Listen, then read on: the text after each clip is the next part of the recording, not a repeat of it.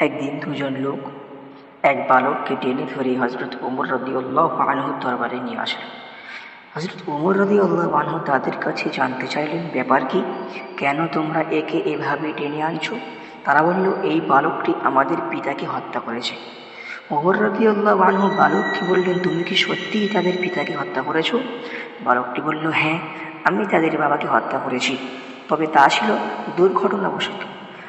আমার উট তাদের বাগানে ঢুকে পড়েছিল এবং তা দেখে তাদের পিতা একটি পাথর ছুঁড়ে মারল, যা উটের চোখে লাগে। আমি দেখতে পাই যে উটটি খুবই কষ্ট পাচ্ছিল, যা দেখে আমি রাগান্বিত হই এবং একটি পাথর নিয়ে তাদের দিকে ছুঁড়ে মারি।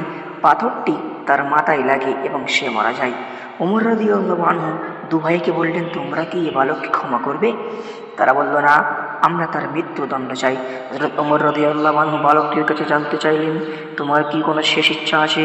বালকটি বলল, আমার পিতা মারা যাওয়ার সময় আমার ছোট ভাইয়ের জন্য কিছু সম্পদ রেখে যান, যা আমি এক জায়গায় লুকিয়ে রেখেছি। আমি 3 দিন সময় চাই, যাতে আমি সেই জিনিসগুলো আমার ভাইকে দিয়ে আসতে পারি। আমার কথা আপনি বিশ্বাস করুন। হযরত ওমর রাদিয়াল্লাহু আনহু বললেন, আমি তোমাকে বিশ্বাস করতে পারি যদি তুমি একজন জামিন জোগাড় করতে পারো, যে নিশ্চয়তা দেবে যে তুমি ফিরে আসবে। বালকটি দরবারের চারিদিকে তাকালো, কিন্তু এত মানুষের মধ্যে কেউ তার জামিন হলো না। সবাই নিচের দিকে তাকিয়ে রইল। হঠাৎ দরবারের পিছন থেকে একটি হাত উঠল। কার হাত ছিল এটি? তিনি ছিলেন প্রখ্যাত সাহাবী হযরত আবু যর গিফারী রাদিয়াল্লাহু আনহু। তিনি বললেন, আমি তার জামিন হব। চিন্তা করুন, জামিন মানে হলো যদি বালকটি ফিরে না আসে তবে আবু যর গিফারী রাদিয়াল্লাহু আনহুকে শিরচ্ছেদ করা হবে। সুতরাং বালককে ছেড়ে দেওয়া হলো। প্রথম দিন গেল, দ্বিতীয় দিনেও বালকটি আসলো না। তৃতীয় দিন দু ভাই আবু যর গিফারীর কাছে গেল। আবু যর গিফারী বললেন, আমি মাগরিব পর্যন্ত অপেক্ষা করব। মাগরিবের কিছুক্ষণ আগে আবু যর গিফারী দরবারের দিকে রওনা হলেন। মদিনার লোকজন তার পিছন পিছন যেতে লাগলো। সবাই দেখতে চায় কি ঘটে আজকে।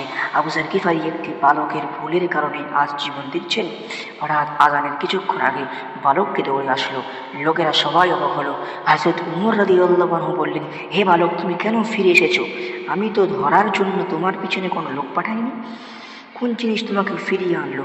বালকটি বলল, আমি চাই না যে কেউ বলুক একজন মুসলিম কথা দিয়েছিল কিন্তু সে তা রাখেনি, তাই আমি ফিরে এসেছি।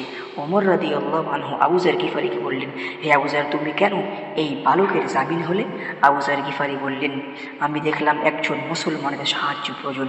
আমি চাই না যে কেউ বলুক একজন মুসলমানের সাহায্য প্রয়োজন ছিল কিন্তু পুরো মুসলমান তাকে সাহায্য করেনি।